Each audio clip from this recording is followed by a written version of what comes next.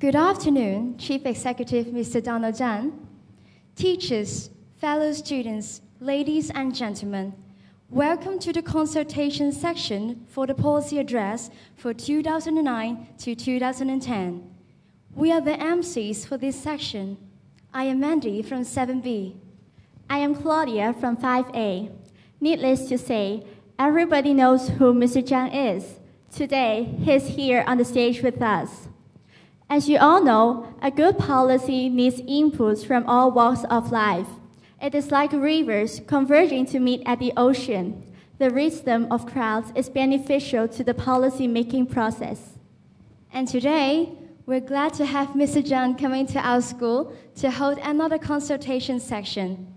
May we invite Mr. Zhang to present his opening remarks. Mr. Zhang, please.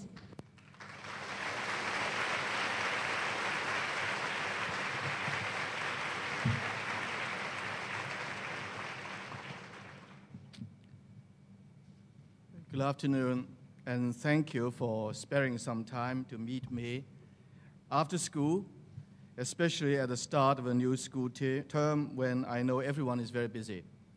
And number 3 signal has been hoisted.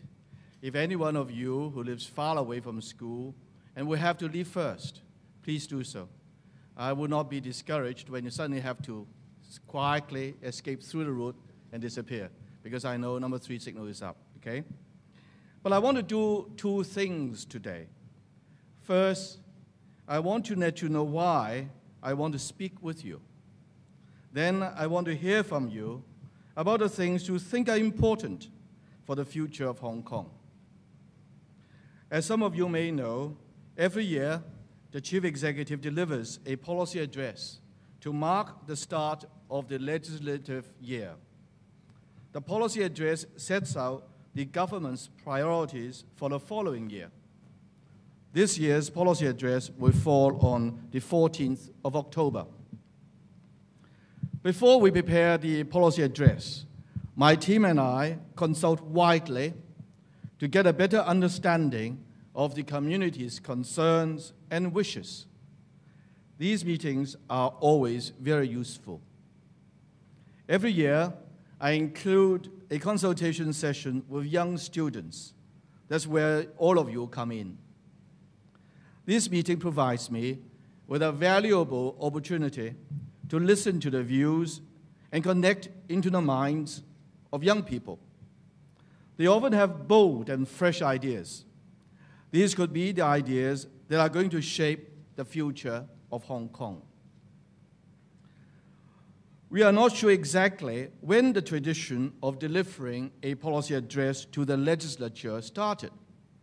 The first one we have been able to find in our files was delivered by Governor Sir William Robinson on 16th of November, 1892. That's over 100 years ago. At that time, there were 5 non-official members and 7 official members in the Legislative Council. One of the non-official members was a Chinese barrister named Ho Kai. He was the kite in the famous Kai Tak Airport. Sir William was appointed as the 11th governor of Hong Kong in 1891, when its population stood at 221,441 people in the whole of Hong Kong. The total government spending that year was about $2.5 million. Of this, some $84,000 was allocated for education, or about 3% of the total spending. As Sir William noted, there are, I regret to say, some 20,000 children who attend no school whatever. Well, let's fast forward 117 years to this year, 2009. Today, we have 16 non-official legislators, all elected, and no official members. Our population is a little over 7 million people. Public spending this year is over $315 billion, about 25% of which is allocated to education. And every child is entitled to 12 years of free education, and no young person is deprived of university education because of means. Times have changed, but the tradition of the policy address remains. Some people might ask, do we really need a policy address every year? It's a good question. I do believe it is necessary. The policy address provides the chief executive with an annual opportunity to spell out his plans for the coming year and also to report on the government's performance during the past year. It is a demonstration of commitment and accountability.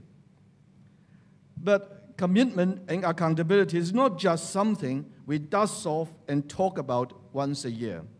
We live by it every day. Every day, we review the running of government in Hong Kong. If we need to improve in certain areas, we will try to fix such problems as soon as possible. If a policy is not really serving its purpose, we will consult widely to make it a better policy.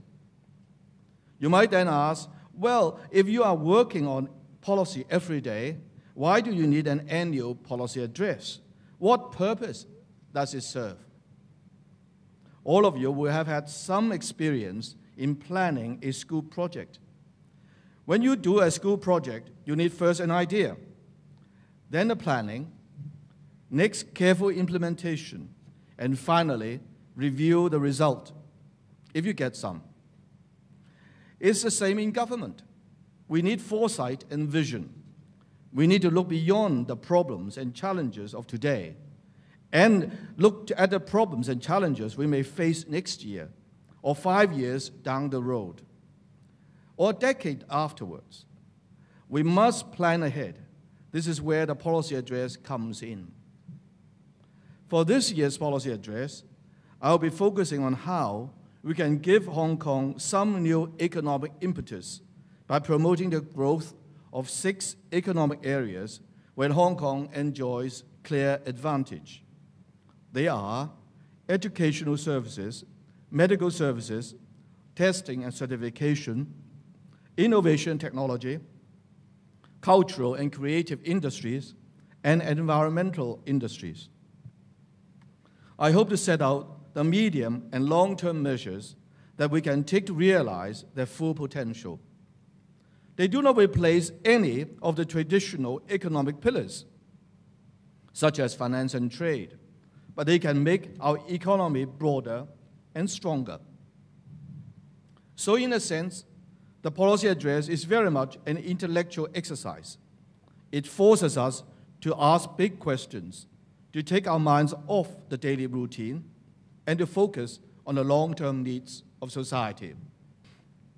It also tests our ability to engage the community, to discuss these big issues and the kind of future we all want for Hong Kong. Once we have carried out these consultations, we start to draft the policy address. We cannot include every single idea or proposal. We have to sift through all the information and look for common threads so that we can identify the key areas of community interest. We must then devise workable plans to tackle these issues, and we must provide the leadership and direction to implement them for the good of the community. So it is a great privilege for me to do these policy addresses every year. It gives me a chance to listen to people from all walks of life so that we can try to help as many people as possible. Sometimes we can't use some ideas or suggestions, whether for a lack of resources or because the issue requires further thought or discussion. That doesn't mean we forget about them. Quite the opposite. All the feedback we receive relates one way or another to our governance, and we have to take them all seriously.